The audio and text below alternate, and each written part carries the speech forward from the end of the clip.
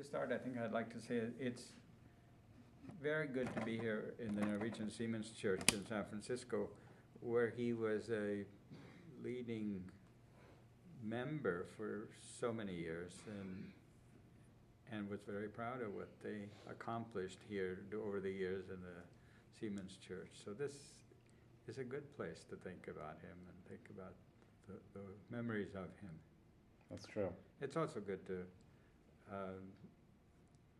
be here and see the two bridal chairs that our sister Ola. The two over there? Yes. Oh, did she make those? That she produced and I didn't know that brought she here. made those. Look at Yeah. that. She did the leather work, gilded leather for them, and she and her husband Håkon came here and installed them in the church. That is fantastic. I The didn't know chairs those were are family made chairs. in Norway. Also, by a wood carver who she was acquainted with. So all of those are good memories of Ola and of our family. You know, it's interesting for me. I'm sure I'm not the only one to notice this, but it's always pictures of the decedent is later years, not necessarily the last years, but later years when they're, you know, well into the grandparenting years or past retirement. But it's funny, I always kind of think of myself as a little bit younger age, you know. Yeah. And I'm curious as to, you know, Ula as, I mean, what was the age difference between you two? 10 years difference.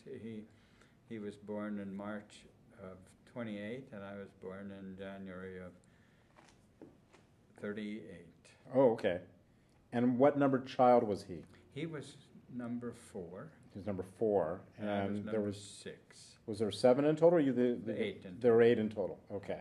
And there were 3 male left, and we were all in the United States. Right. And when Ola passed away, that left 2 of us. You and my Harold. brother Harold in Alaska and I. Well, we're so glad you could come.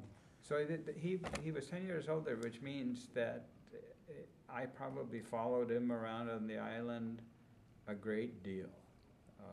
I had a brother who was 2 years younger than Ola, but Ola would have been the senior one and senior one at home for many years, and I have some memories of that, but it is a long time ago, so they fade. Sure. Well, the age difference was so pronounced, right? Mm-hmm. I mean, he's 15 years old, and you're 5. Mm-hmm. Yeah. But one of the memories I have is going with him to get our Christmas tree, for example, and we did that on the 23rd, which in Norwegian was Lille Julaften, the little Jul, the Christmas Eve, and we corrected for where more limbs were needed. We drilled holes and put new limbs in there, and it looked pretty good when it was installed in the living room for the Christmas celebration.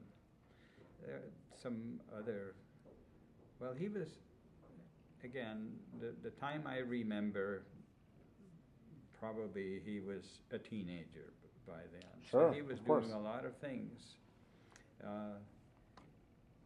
at home and with the activities that were produced the income for us on the island. For example, we salted herring in the winter, and he was the one who made certain that the salinity was correct and that the herring was properly handled, and we had neighboring people who came when they were aware that somebody had dropped off herring for us to process, and they came and helped with that work. And we also kept those barrels of herring out of the hands of the official economy, which of course was at that time governed by the occupying forces of Germany. So he put him in a boat. He just told me recently, and I do vaguely remember this, but He'd put them in a rowboat and row them over to a bay that probably the Germans never saw because it was a little bit too shallow to get in there, and they'd be stored there until they were ready to go to market. They couldn't be taxed. Pardon? They could not be taxed by the occupying authorities. No, that's right. They wanted to put them into the economy that supported their activities Sure, throughout their occupying lands, and we were somewhat active in the resistance movement. I say we, not I, but Right, my right. father and brothers. And I heard that Ula really wanted Ula really wanted to either join active resistance or be more involved. Or do you know any of those stories? He wanted.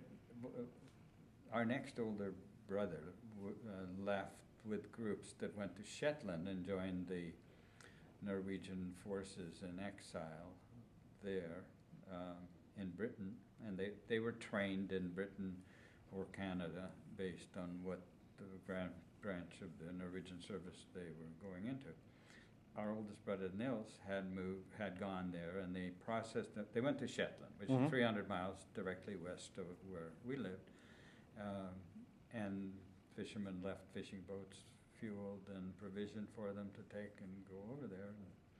And some of those boats made several trips back and forth. And our older brother served as machinist on one of them for a while, but then he went to the military training in England.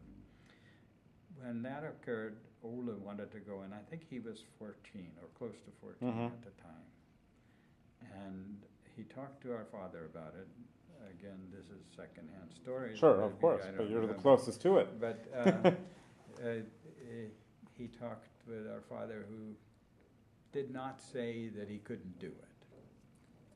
And he was probably pretty much aware of the feelings because he was engaged in the resistance as well.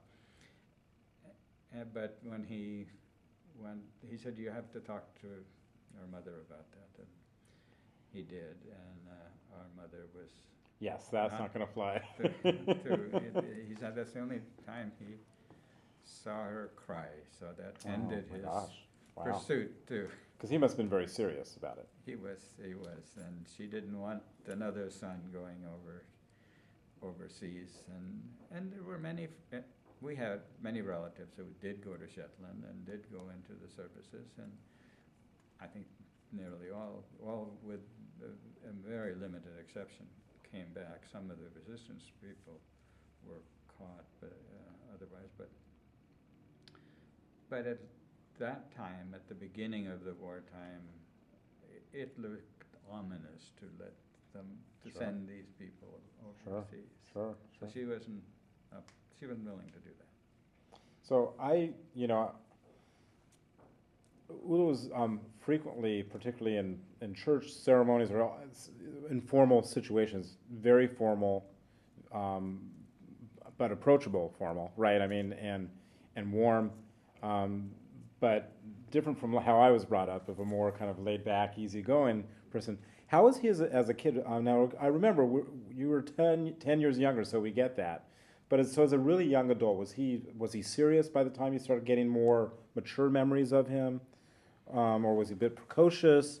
You get in a little bit of trouble as a sea captain, on shore leave, stuff like that? Or I don't think that he got in trouble on the sort of things like mischief. shore leave. Mischief is the term. But really. I think he participated in mischief. Okay. In pranks. Right.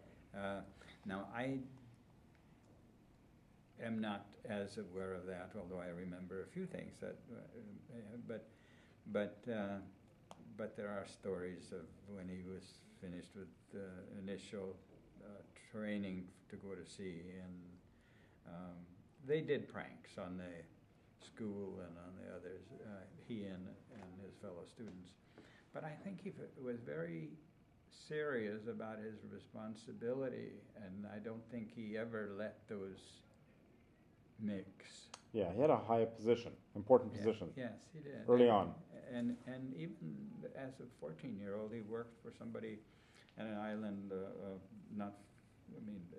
distant from ours, and he had responsible tasks to do with, and they had a very high respect for him. So I don't think he mixed those things, Okay. but he enjoyed having fun too.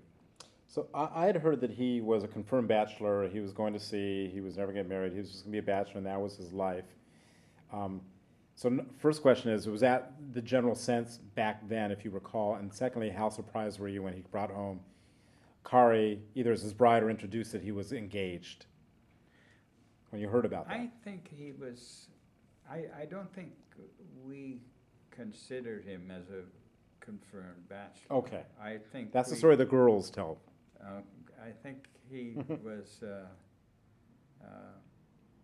I think he was looking forward to a family life, even when he was at sea. And he came home.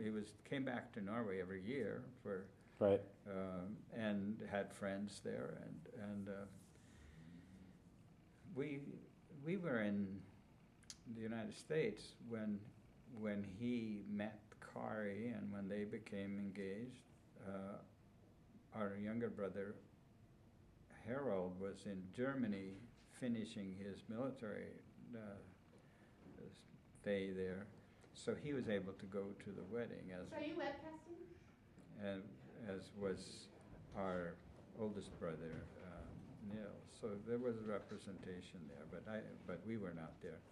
And I don't think we were surprised. I think we kind of expected that eventually that would occur.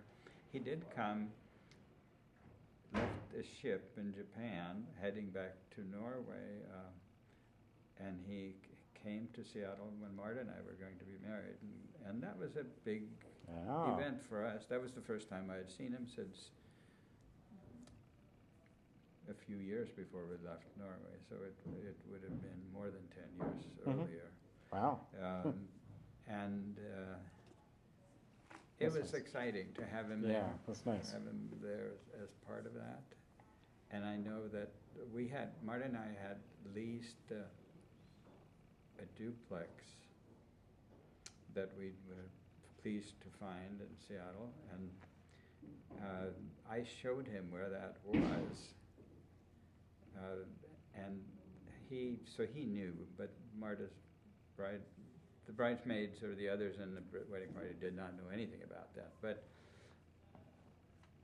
apparently he helped them get in there and fix it up for us when we came back.